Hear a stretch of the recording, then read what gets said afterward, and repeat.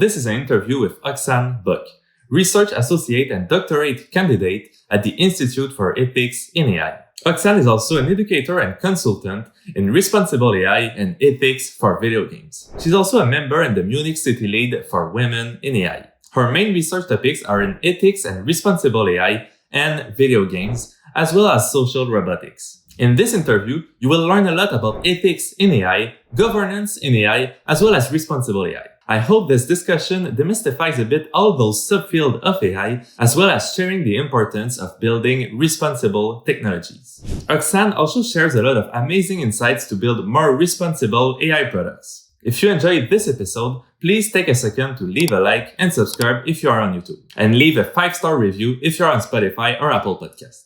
I hope you enjoy this episode.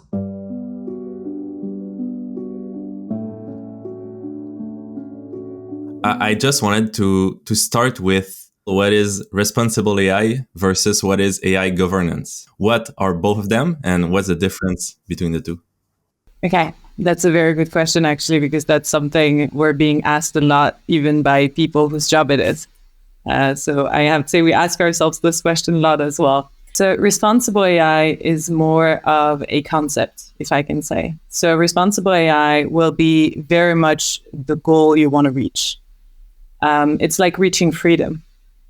It's you want to get to this aspect of an AI that will be acceptable culturally speaking, that will fit within the regulation, that will also fit within social values of the community that's using it, that will be good for the environment, that will, or at least not too bad for the environment, that will help to reach societal goals, environmental goals, SDGs in general, so UN SDGs. Responsible AI is very much so a concept. AI governance is very much the application of the concept. How do we get there? What are the steps we need to take? What do you want to see technically within your AI system? What do you want to see within your company's processes as well? So one is the idea and the other is the way to reach this idea. Oh, makes more sense. So we ultimately aim for responsible AI, but we don't work towards being responsible in the sense that we don't define steps to be responsible. We just define steps to, for example, gather data ethically and respect like human rights and stuff like that. But it's not like we end up being responsible, but we shouldn't aim like what are the steps to being responsible in some way. So that very much depends on your societal values. So responsible, first, my personal opinion on this is that an AI cannot be responsible because an AI is not a person nor a legal person. So you're right when you say we have to be responsible. And it's responsible probably practices, responsible behaviors that we have, and putting steps into place to reach SDGs or at least KPIs, right? So you can have smaller goals that belong to making responsible decisions for AI. For example, you're right, fundamental rights assessment, for example, which fundamental rights is the EU jargon for human rights. Same realm. So fundamental rights assessments that are being discussed, for example, for the EU AI Act, as part of the high-risk AI assessments, that would be going towards responsible AI by doing those specific things. I cannot tell you that there is a perfect recipe, or at least we haven't found it. And I don't believe personally that there is one worldwide perfect recipe, because it will very much depend on cultures to reach responsible AI. But we also are very able to identify what is not responsible AI. So I think in psychology, we do that a lot in psychology research, where we figure out, okay, someone has something that doesn't work properly in their behavior or in their cognitive processes or whatever. And that's how we learn how this part of the brain works, by knowing how it doesn't work.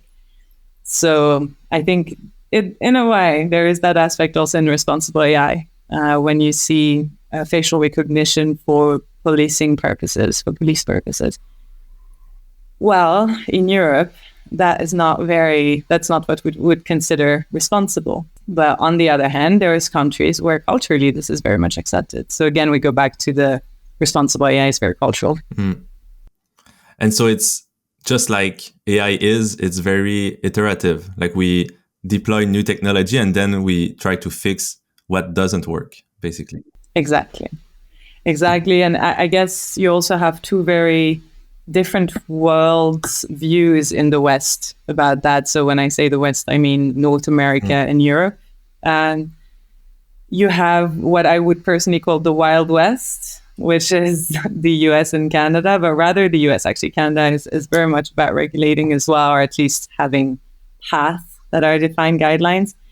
That is, we put it out and we see, and then we will adapt. But first we try it out, right? And we see now that they're adapting.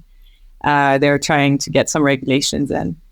In Europe, we are very more, I would say, conservative about those technologies, which, I personally align with this being a bit more conservative, but I understand this is very cultural as well, of saying, let's regulate now. Then we'll adapt the regulation if we need to, but at least let's put a frame, right? Let's try to not go too far. But regulations take forever anyway. We have 27 countries to align on those, so that's taking already a long time. But do you think this can slow down the progress of the field? That's the big discussion right now, isn't it? It's innovation versus regulation. I know there is multiple opinions about that. There is a full discourse on innovation is more important than regulation, and we can regulate also kind of internally in a way, so companies can be asked to self-regulate and things like that. On the other hand, you have the very conservative arguments of you need the governments and the governmental organizations to take care of this, because you cannot really trust individuals and companies, because companies are still made of humans. I don't know exactly where I stand. I know I believe very strongly in standards and certifications.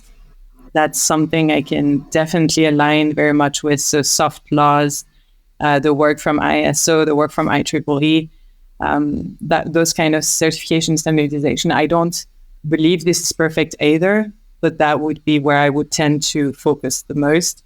And then general regulation, I think there is a need for at least a frame, yes, from the government, at least a frame, and then specify it with certifications and things.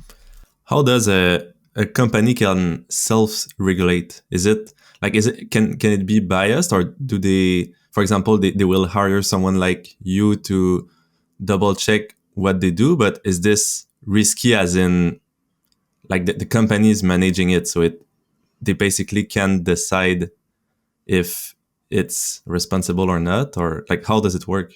I'm not a business specialist. I'm going to tell you what I know of this. There is probably much more to the story.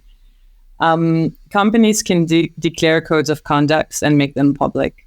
They can also, for example, for a long time, you could do your ESG, which is similar. It's economical, social, and I'm so bad with acronyms. Anyway, same as SDGs about assessments. And so figuring out how close you are to those markers, are you on your supply chain?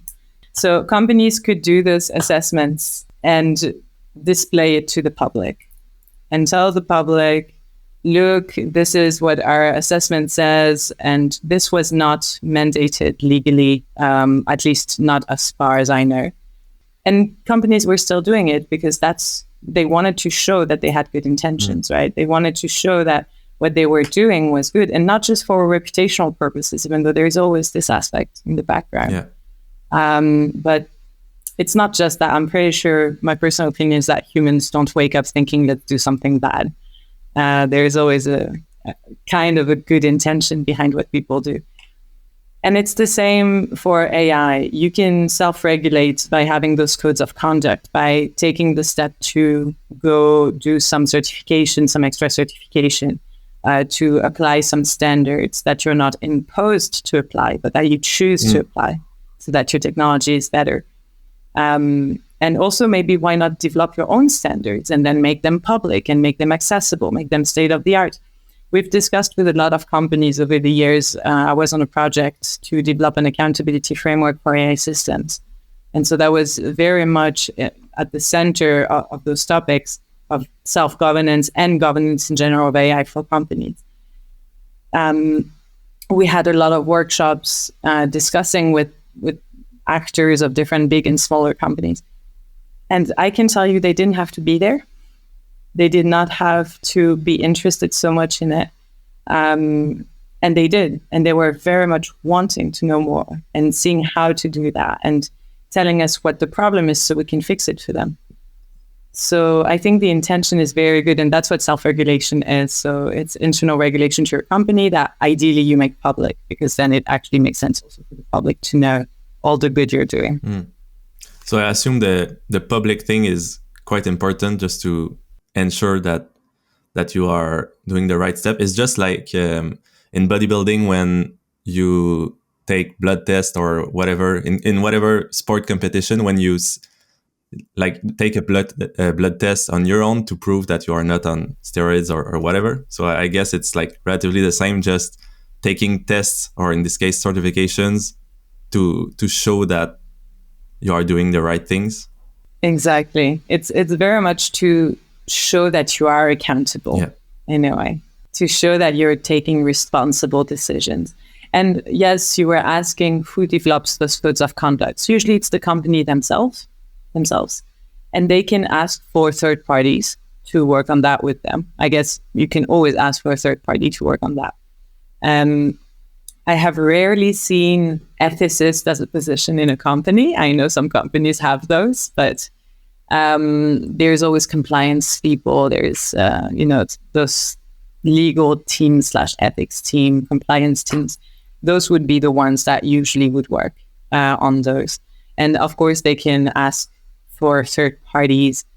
I would advertise that we can do that, of course, but to be fair, it's a company's decision to do it. And if anyone wants to sell a product in EU in the next few years, they will have a lot more problem to think about than their code of conduct with the new EU regulation. So, and I know that you offer such a service of like helping to build AI more responsible, and so my first question is that the company needs to be interested in doing that. Like they will reach out to you, and is there any case that a company is like forced to work with you or forced to double check if they work responsibly? No, there is in no case a forced working or getting anyone, me or someone like me, in the team. That's very far from, I think, what will happen even in the future. What you're forced to have is a lawyer, not an ethicist. So companies if they come to me or to my colleagues, it's always with the best intentions, and usually out of interest as well, because they hear it a lot. They see that that's something they should be doing or they want to do. They're not sure how. Well, it's our job, so we can actually explain it to you properly and define also the step-by-step, because I guess you're also going to ask me, how do you do that? It's a case-by-case. So we have general guidelines. We're very much aware of human rights, fundamental rights, ethical frameworks within Europe, ethical frameworks within different countries. So we have different specialties. We're researchers, right? So if there is something we're not sure to know, we can figure it out. We can go and look for the information. We're aware of the legal framework, but we're not jurists. So a compliance team is always a good support. And knowing those that's something we call normative frameworks. So the non-legal ones, but rather the value ones. Then we define, okay, where do you want to put your product? What do you want it to do? Why do you want it to do that? What's the aim? What's the goal? And once we have this frame together with the company, we can say, okay, now we know why you're doing it, what you're doing, for whom you're doing it, who it's going to impact. And we can define if we want to do a market study. So do I want to go to those populations and figure out what they want specifically, or how they would welcome it? What are their specific values that we need to abide by? Or do we just want to keep with the more general frameworks, which sometimes are more than enough? And further, I'm also a psychologist, so I have more than one methodology. My colleagues as well, we all do together, we can do all the methodologies necessary. And also I have a more individual understanding. So my specialty in our team would very much be the human, and figure out, okay, what does your human want in the end with the product? And then we figure out the path of, okay, let's make a list of all the stuff you need to abide by. Let's make a list of the values. Let's try to figure out the trade-offs as well, because we understand that the ideal thing cannot be reached ever, technically speaking. So what can we reach? What can we not reach? Why and how? And where do we put the limit? So yeah, that's a lot of work, but it's always very fun. It's like a puzzle to crack each time to make it the best possible for everyone. Is there any reticence when you do that? Like, do companies often don't want to apply what you highlight, or is there anything that happens that company don't agree with? So usually, because they come to us, it will be more of a discussion. So it's rather defining it together more than me being very much like, you have to do that. No, actually, you don't have to. Legally, nothing binds you to do that. So it's much more of a discussion. Usually it's quite smooth. Actually, I would say all the discussions I've had were very much positive, trying to find the best solution together. Yeah. And do you usually talk with the high managers, the founders, or also with the developers and researchers that create the algorithms?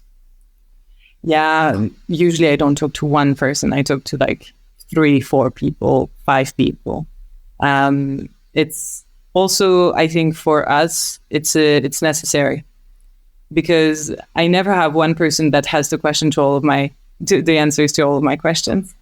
And that's something I figured, actually I saw for a long time before I worked with companies closely, because I'm very much an academic. So before I started working with companies in my research, I was a bit far from that. I thought I would have like the easy in where people could give me like a book of everything about their tool and I could figure it out. That's not at all how it works. Very much not. So yeah, we talk to a lot of different people, and always you have to adapt your language as well, based on whom you're speaking with. I guess that's the thing I've learned the most. It's to adapt the language. I don't know. I assume that it's like a large case for responsible AI of the startups, especially the startups. They like it's a big case of we don't know what we don't know. Like they don't know that they are not being responsible, so they won't really reach out to be more responsible. And so is like how can the companies be more conscious of that, or how do they know that they need to improve? Like how should they be more educated about that, or is there what needs to be done to help startups wanting to aim to be more responsible? So if we talk about startups specifically, we also need to talk about the money startups don't have. Yeah. And that's something we're facing a lot right now with the EUA Act coming up. It's this big question of startups, small and medium companies, and how are they going to have the money to adapt to this? So EU is trying to have a contingency plan for them. But in any case, this is the problem of funds. It costs a lot of money to be responsible. And it costs a lot of money to be compliant lately as well, apparently. So going back to the question of education, I think in Europe, we're in a very specific ecosystem, because first, the question of ethics, societal acceptance, etc., is very much present. And on top of it now with the EUA Act, I mean, I'm always surprised when I meet someone that works in AI and hasn't heard about it, because this is very much everywhere. And now you see everyone reacting to this, and you have China with their new regulations doing their sandboxing, and then you have the US doing now a few states coming up with regulations. You have, and I think even the White House is coming up with regulations now, which is quite rare, I have to say, in technology. I've rarely seen them do that. And you have in the East and in the West more and more discussions around that. And this stems from EU saying, let's regulate like we did for GDPR. And I don't know a startup that's not aware of GDPR. So it's the data protection law, just in case. So I feel like the idea of being uneducated on at least the idea of responsible AI will be far away from us in a year or two, because everyone hears about it out here. So in Europe, we know, a lot of companies don't know what it is. That's fair, but they know they should think about it. Usually what happens is that they don't realize that their field is very much high risk, according to the regulation and also in general. Or that their application specifically is high risk. And so they don't realize that, yes, it's a bit more than what you thought of simply kind of checking out that it's not going to kill anyone, or, yes, you have to look into more details of everything on the entire life cycle. Now, if you leave Europe, it's a fully other discussion where, yes, I would say there is a lot of unawareness. And in general, I think education is more than necessary. I'm a big advocate of imposing in curriculums for engineers, computer scientists, data scientists, anyone working in the technical aspect to have some ethics classes, even just to, let them know. Just give them the entry tool, the 101 of ethics in technology, and then at least they're aware. And that will stay with them. And then when they get to that point of having their startup, they at least have a basis to build on. Because I'm not expecting everyone to want to, first of all, but also to be able to pay for services dedicated to something that's not mandatory. But I do hope that everyone takes those steps of learning more if they cannot pay for someone to do it for them. Also because I don't believe no one can do my job. I believe everyone could do my job. I just don't believe people have the time to do my job. But if a startup wants to do that, like themselves for their own product, they can. It's just a lot of work, but they can. And what would be such a curriculum like for AI ethics? What can be taught to developers and creators of those AI models if you want them to be built responsibly and act responsibly? Like assuming that developers are ethical human beings that act responsibly in the society, shouldn't the things they build be responsible by nature too? Again, you're talking about societal values here. So this is very much cultural. Of course, I don't think people will say, oh, let's hurt others. But I think what hurting others mean is very much culturally defined, unless we're talking about physical hurt. Also, responsible AI is not just that. Responsible AI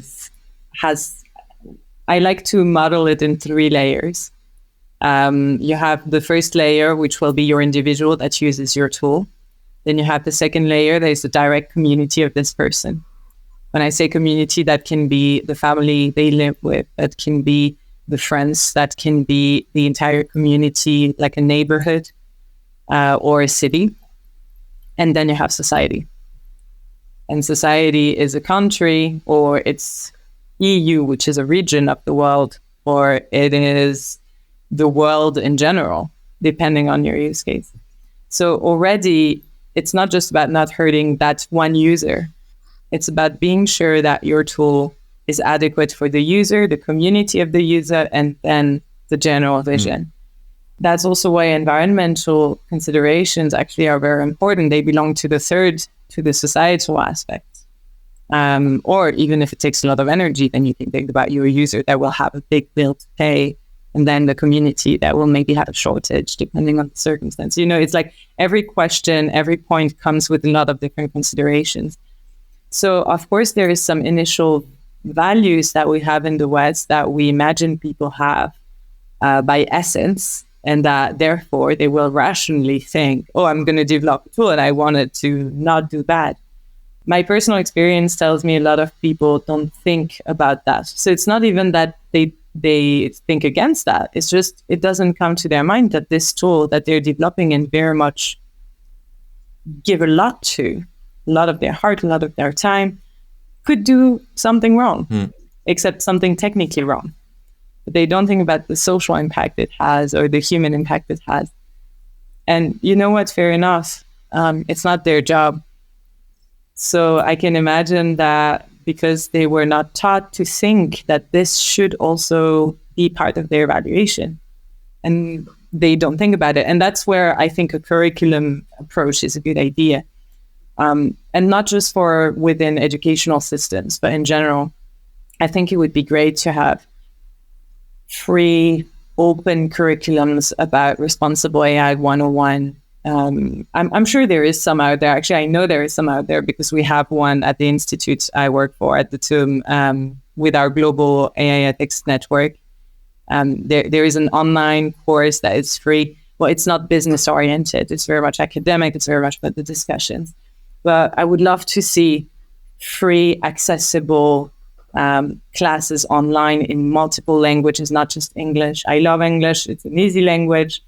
But I was in Brazil to visit some of our colleagues and do a conference with them there. And we had all this discussion around you need to have it in Portuguese if you want Brazil to be behind it, because that's a problem. And I mean, you're a French native. I'm a French native. We both know that French natives are terrible in English.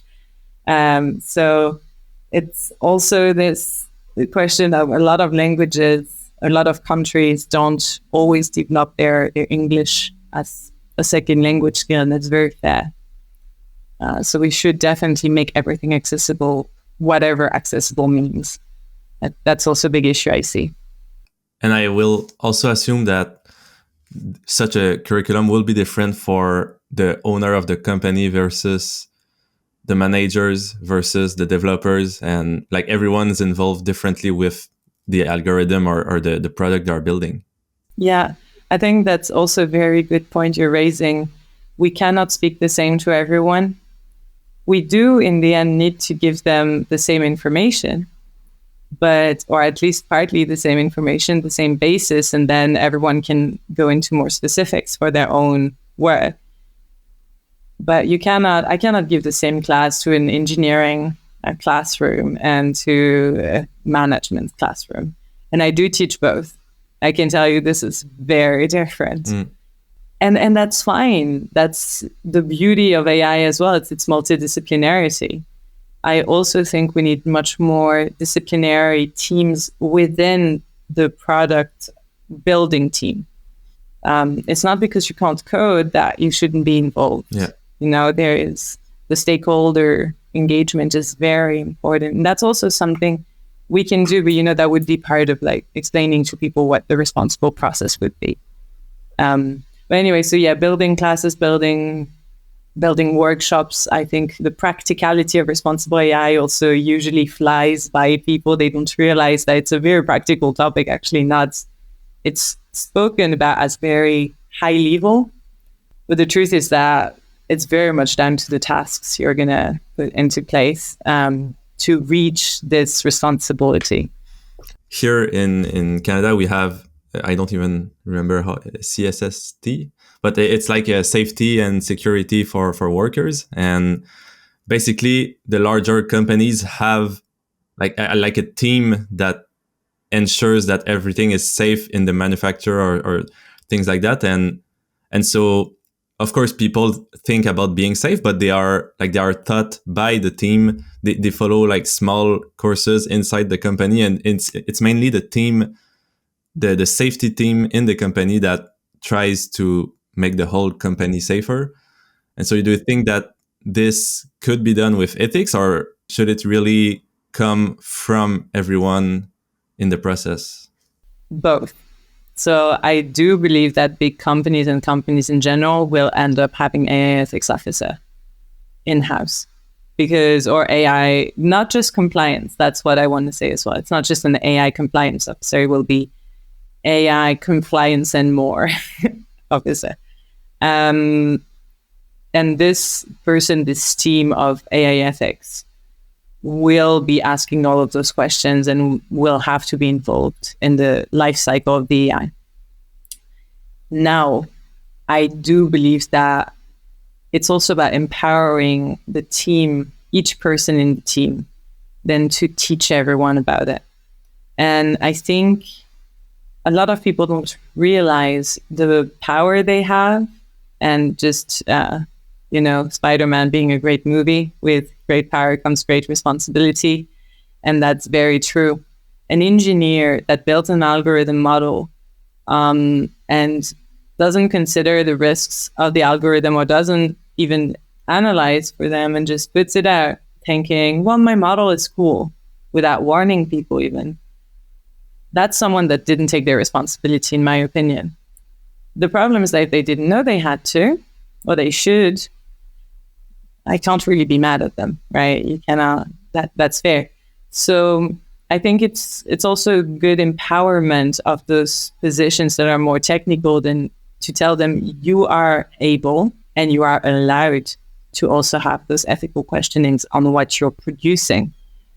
It's not just about the high-level thinking people, whatever. It's not just about the academic aspect, or very much governance aspect, policy aspect. It's also about, do you feel like you're not so okay with what's happening here? Do you have this gut feeling as an engineer when you're building something that something is wrong? Well, you know what? Let's give those people tools to evaluate those gut feelings. And people to get up to go and discuss it with. I think that's very important. I want to circle back to something related that you mentioned earlier in the conversation, that some startups are more high risk and some products as well are more high risk. So what's being more high risk? What is risky? Is it like a model that is involved with sensitive topics, or like, do the founders should know that they are high risk? Like, do they know by default that they are considered high risk? So it depends if you're asking me about the regulatory definition of high risk in the EU AI Act, in which case I would tell you there is a list. One of the appendixes is dedicated to this, so you can evaluate yourself if your tool is high risk. Or if you're talking about anywhere else in the world. I think high risk is very much a concept that's cultural, if it's not linked to life and death, right? So if we're talking about life and death, yeah, we know this is high risk. Autonomous cars, they can kill people. That's high risk. Anything in healthcare, that can lead to people dying. That's high risk. Now, there is also some points that will be much more cultural and morally societal. So in Europe, we banned some types of AI. So in the regulation, we have a short list, but still a list of things that we want to never see on our land, or uses we never want to see on our land. And for example, the social credit scoring AIs. That's very much something that has been number one of the banned AIs. There is other countries in this world where this is very far from being societally acceptable. And that's cultural differences right there for you. So high risk is also very much cultural. Yeah. Now, one of the conversation right now is to say, is an AI in education by essence high risk? Well, that's a big question. My personal opinion is that a lot of those should be taken case by case. But I can understand if you want to say anything that touches a child is high risk because a child is a vulnerable population. Mm. So, it's those balances, those trade-offs. That's always the problem with ethics, right? It's that it's gray. It's always gray. Yeah, and it's just like psychology. Well, you are in this field, but it's like it's different to all companies, and it's super complicated. You cannot just build a path or a way to be responsible. As you said, you need to adapt to the company, and the company needs to like reflect on its own products and on what it does and then think of what could be wrong and then do something wrong and fix it. And like it's a very long, complicated and iterative process that you cannot just automate for everyone. That's the thing. You cannot automate it. You're very right. That's a very good term. We do have a list, though. We have a 101 list, and it will be published in an open white paper in the coming days. So maybe by the time this podcast comes out, will actually be out there.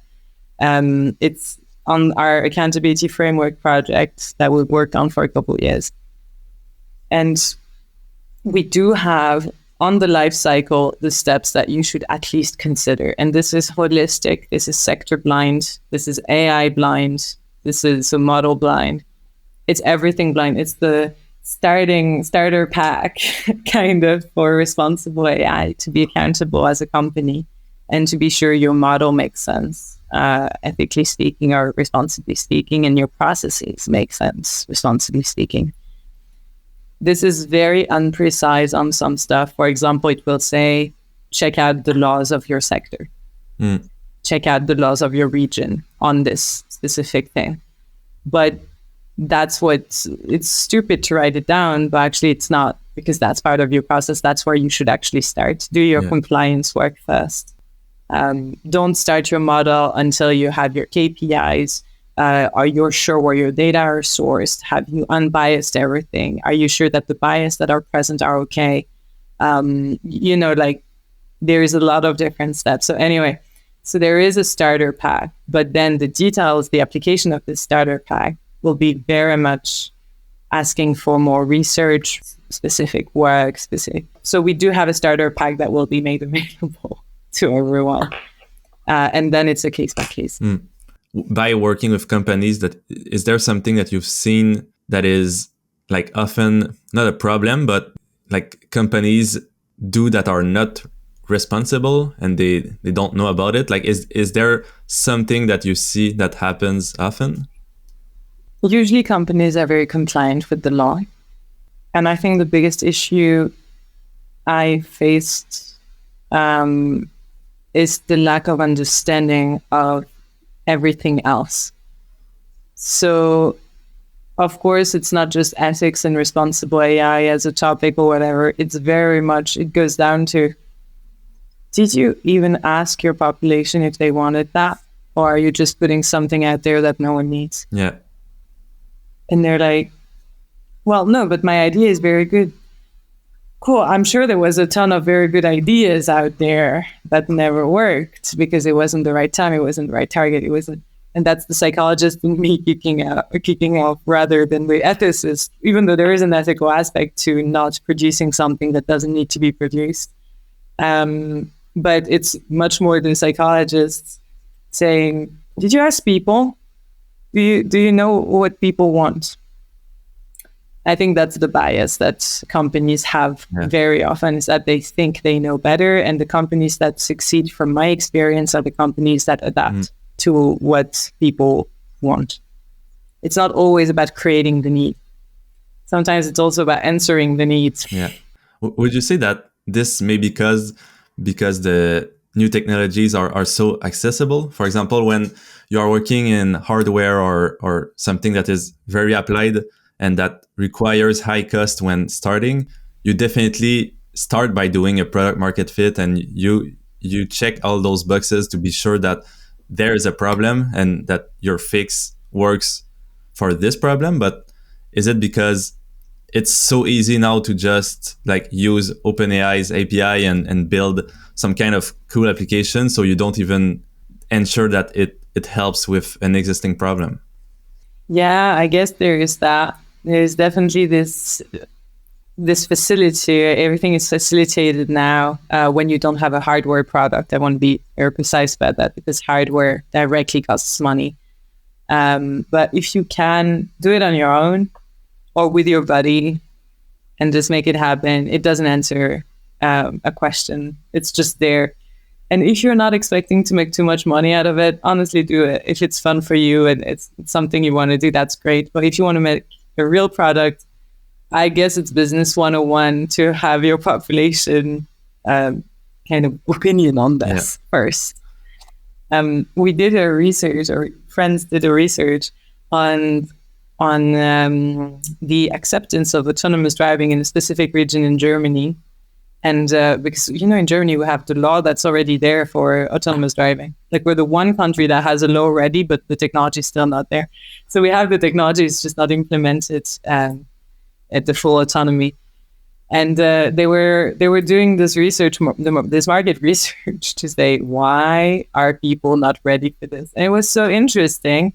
And I was very surprised to see that there was almost no other type of data available out there that were that precise when this research didn't take us so long.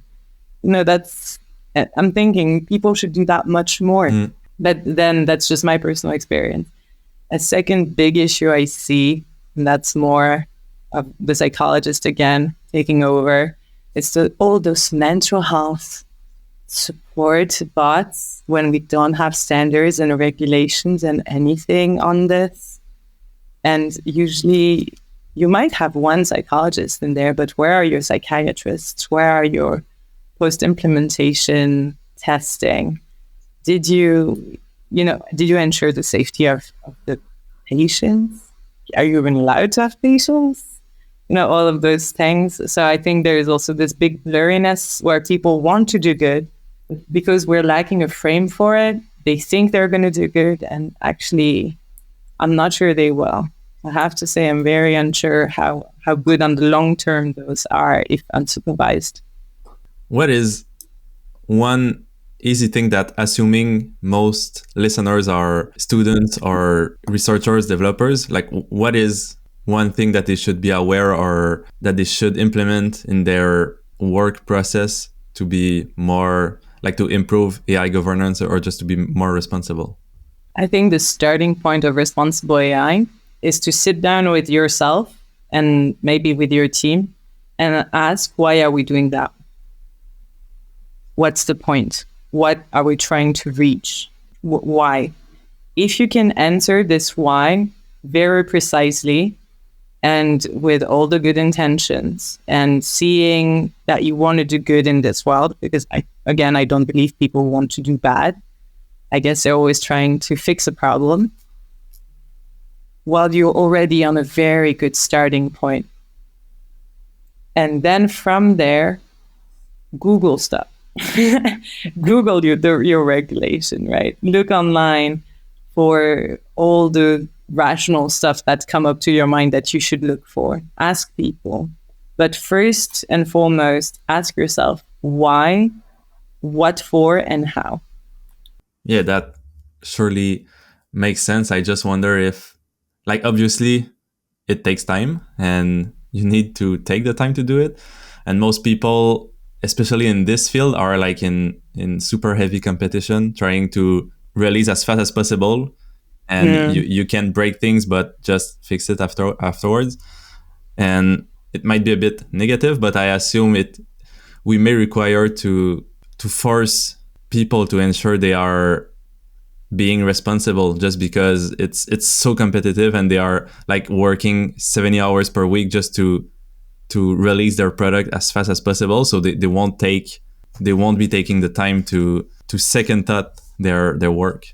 I think that's a big problem. And if you go to this responsible AI process, a lot of it is sitting down and asking the right questions. Yeah. And that's hard. I'm sure that it's very hard to code and to come up with this unbugging. I've heard a lot from a lot of engineering friends and coding friends, all the hassle that coding can be. But I think the hard part, the other side of this, is very much sit down with everyone and not just the leading team. Get the opinion from your intern, because your intern might have a gut feeling. You don't know. Gut feeling comes from experience and knowledge.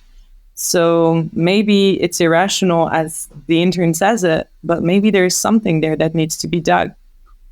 So always take everyone's opinion, because ethics is not about diplomas. It's very much about experience and values, and it's moral. It's try to be the most moral possible. Everyone has a morality somewhere. So, and yeah, I would assume it's just like training your algorithm. You want the most diverse set of data possible to represent the population and be as general as possible. So that's pretty much the same way you want opinions of all kinds of people, just to ensure you respect everyone.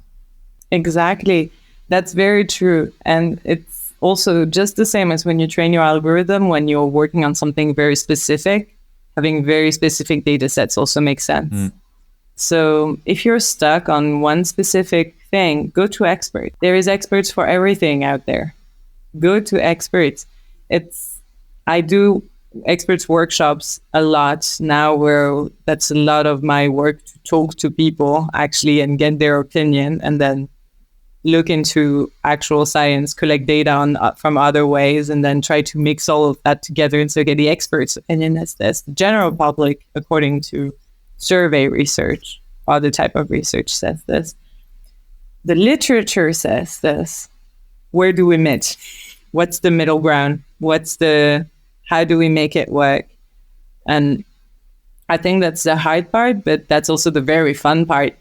I mean, I can be sure that as a product owner, if you crack that code, you crack the code. It must be so nice, such a big relief to say, okay, we figured it out. And take everyone's opinions, but also take valued opinions and take opinions that you wouldn't usually value. That's called stakeholder engagement. And that's a very good process for responsible AI. Engage also the people that will use your technology. And not just in the UX part. Yeah. In the UX testing part. Involve them in the ideation part. Because they will bring some stuff to your table that you're not expecting. And that will make everything just much better. Also, I guess responsible AI, to finish on that, is very much about humility. And that's the hard part. It's to say you're entering that room without an ego. And you have to take everyone's opinion at the same value as yours. That's very hard to do for anyone. So yeah, it's a lot about humility. It's a human experience, I would say. Basically, is this a complicated field because of the technology being so new and so different, or has this always been complicated for all industries that we've ever had? I think it's neither one nor the other. I think it's the first time that we have something that's so global and that it's not creating problems, but it's enhancing them. So as much as it's enhancing the good, it's enhancing the bad, and not just in one place. Yeah, and scaling them as well. And scaling them very much. And I think that's what makes it such a big point of now you need people whose expertise is in this. But if you look at healthcare forever had ethical questioning. The core of doctors' training is ethics. In psychology, I figured that once I changed field and went into multidisciplinary research. We are built and formed to be ethical, to have an ethical thinking, because we're working with humans. Our field is humans. And I guess it's the same in every human sciences. So, and in the end, in healthcare, that's a sector that in itself has a lot of ethical frame, not just regulations, but also duties. So I think we have a lot to learn from healthcare actually on this. Very, very much a lot, because that's scaled as well. That's problems that can scale very quickly, as we've seen with COVID. I think there was a field before, but I would say AI is very much about the issue never stops, kind of, and it becomes bigger and bigger, and that's why ethics is so important in it. When you try to help other companies, do you base yourself, basically, how do you find solutions or ways to make their work more responsible? Do you base yourself on other sectors like healthcare, as you mentioned, or is this something so new and different that you just have to study the company and think about it and like just try to do research on this very specific use case? How do you usually find solutions or ways to be more responsible than what they currently are? Both. So first, you learn from the sector they're in. So if a company comes to me and is from healthcare, well, that's an easy one. That's one of my innate specialties. I'm very much aware of also the ethics of medical sciences. So medical ethics is a part of ethics in itself, and very much aware of it. Then AI ethics in general also has its own frameworks. So you start with that. The first thing you start with is, okay, what's my playing field? Where am I situated? What's the tool? What does the company want? But also, what's the tool? And then it will be a lot of research on what do we know about the impact of such type of tools or tools that do that kind of stuff. And once we know the renowned consequences or the academically validated consequences, if we can say, positive and negative, and the different factors that changed those consequences, well, then I can come back and say, okay, now I have a view of the playing field. I have a view of your tool, and it's what in the past similar tools, similar situations have done. Also non-AI stuff.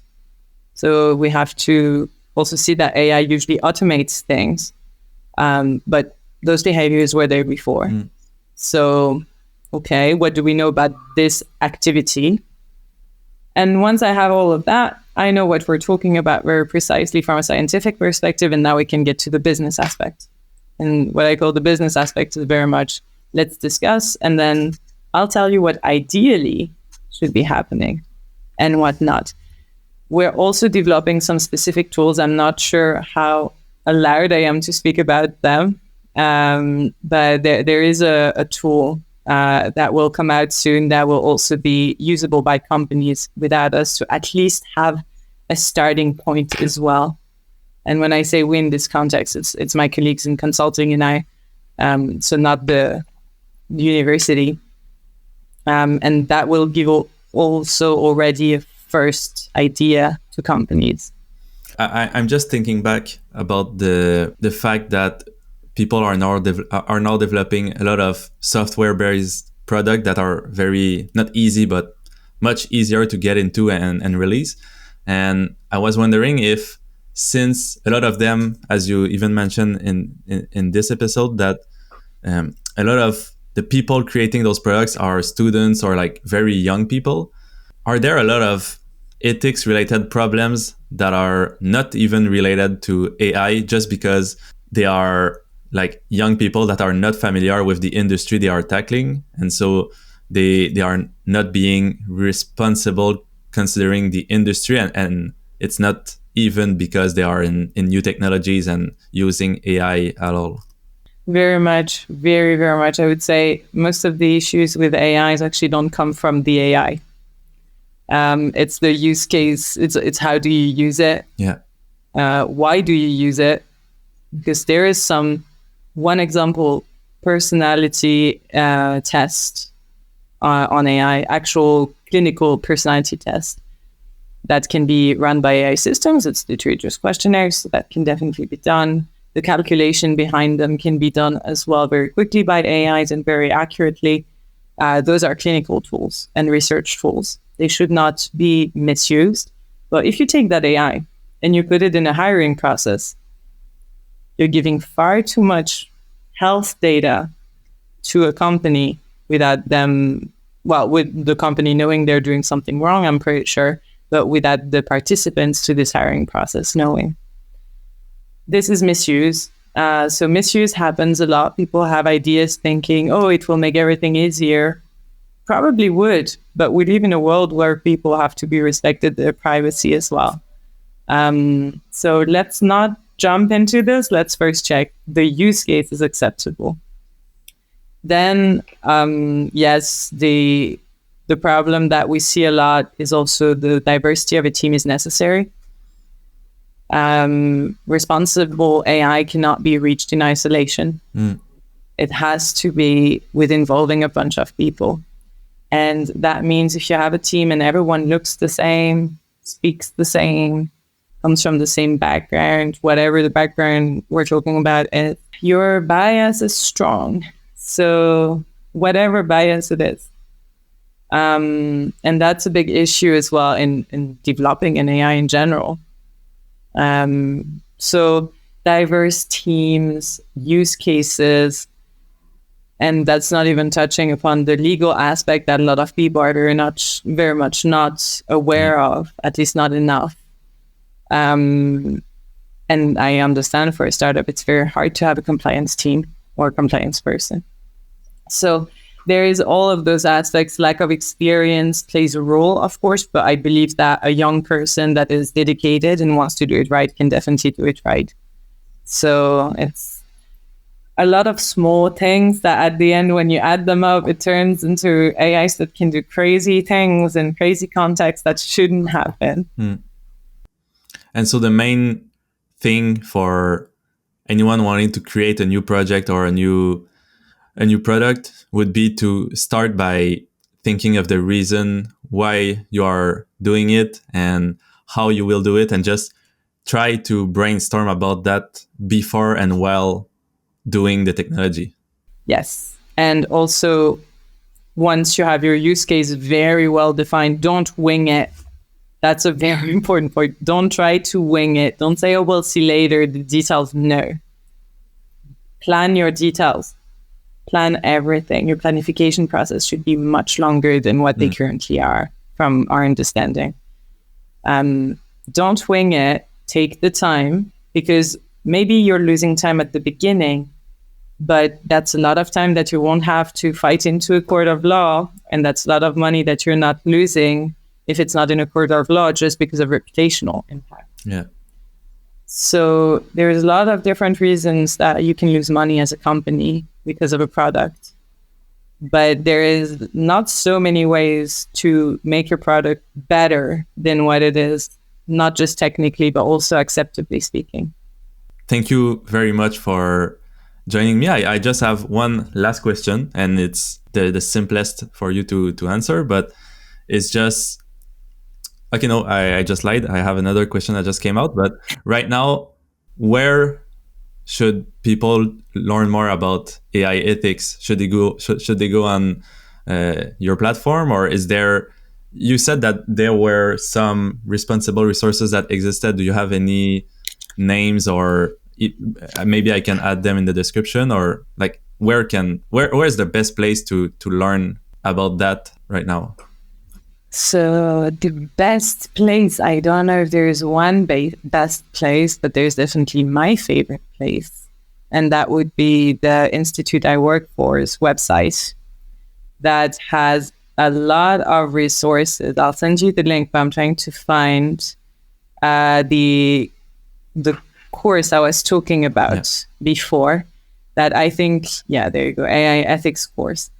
I think this is fantastic that this exists. There's people from all over the world talking about AI ethics in panels and presentations or else, very accessible.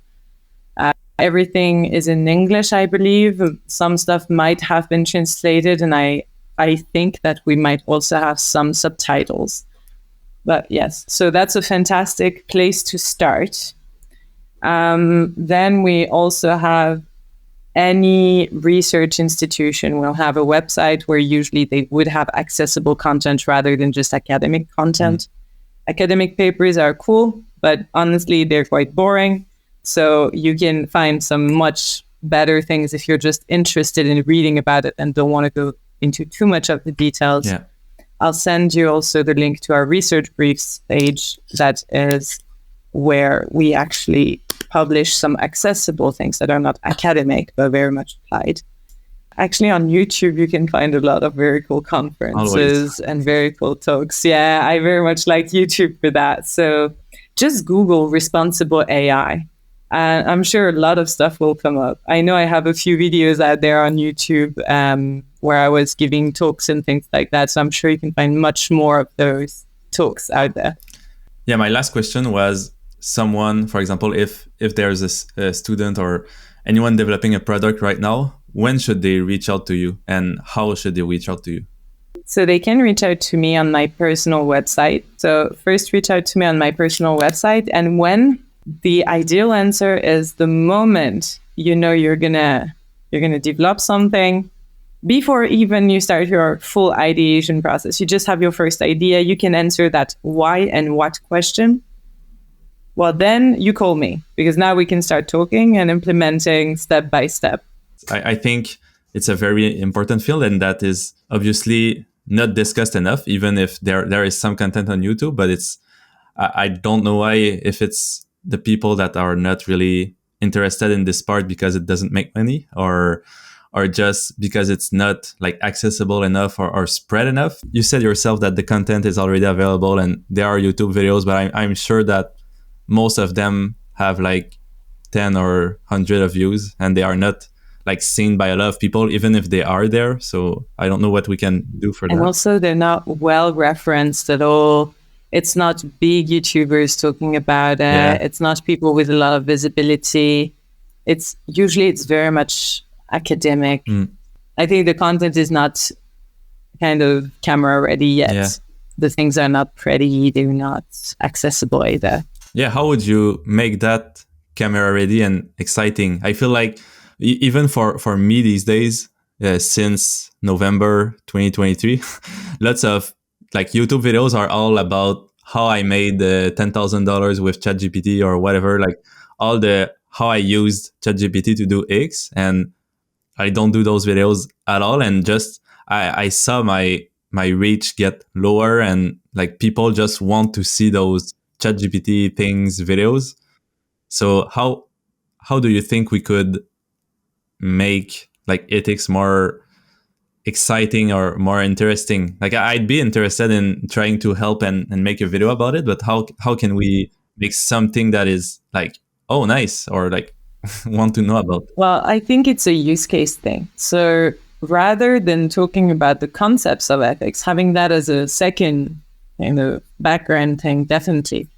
But I think we would need to start with, let's take the stuff that don't work and talk about them, talk about why they don't work. Or this, and what questions to ask, because every time I'm meeting with my students, at the beginning of the semester, I always have a bunch of people that are there because they're there, you know? And I'm like, okay, what's interesting to you? I do social robotics ethics. And they're like, yeah, I don't know. I just thought that this would be a seminar to take and whatever.